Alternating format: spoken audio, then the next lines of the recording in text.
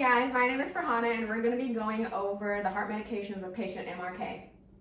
He's a South Asian man with coronary artery disease, high blood pressure, high cholesterol, type 2 diabetes, and has had 3 heart attacks with angioplasties for each of them, and has been smoking half a pack of cigarettes for the last 40 years. He takes 5 medications for his heart: aspirin, carvedilol, clopidogrel, furosemide, and losartan. Aspirin is an antiplatelet to prevent heart attacks. It is metabolized in the liver and excreted renally. However, it does excrete faster in alkaline urine. The acetyl group in aspirin irreversibly binds to the serine residue of COX-1, which in turn inhibits the conversion of arachidonic acid to thromboxane 2, which is actually responsible for platelet aggregation.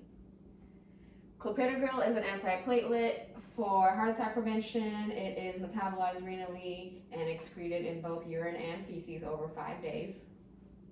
It's metabolized to its active form by carboxylesterase 1, and it binds irreversibly to the P2Y12 ADP receptors on a platelet, which also prevents ADP from binding to those receptors, and then that causes decreased platelet aggregation.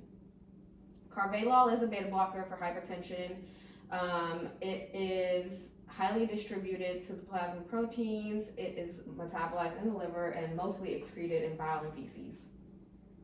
It acts on the alpha-1 adrenergic receptors in smooth muscle, which reduces the peripheral vascular resistance and reduces blood pressure. It also prevents uptake of cholesterol into vessels. Furosemide is a loop diuretic for edema and hypertension. It is both metabolized and excreted by the kidneys.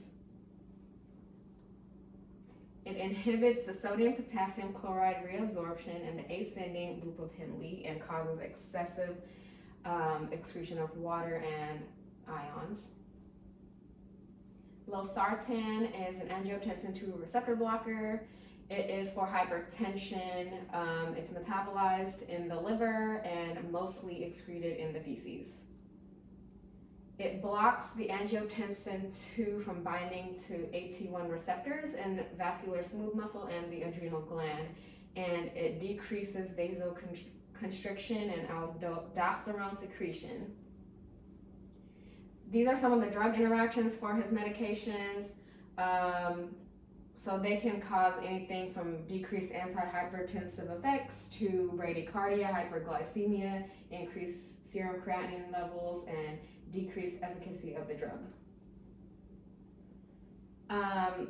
Just some final thoughts. His conditions are due to his unhealthy lifestyle, and he's aware of it, but refuses to change his lifestyle because he's stubborn and is used to living this way for so long. He is very compliant with his meds. I did have to explain to him how important it is to change his lifestyle, adhere to his medications, and follow up with his cardiologist and endocrinologist. I have lots of friends and family members with the same conditions and mindset as him, but that's why I'm going to take accountability to educate my patients and the South Asian community to do better about their lifestyle and their diet so they don't end up with hypertension.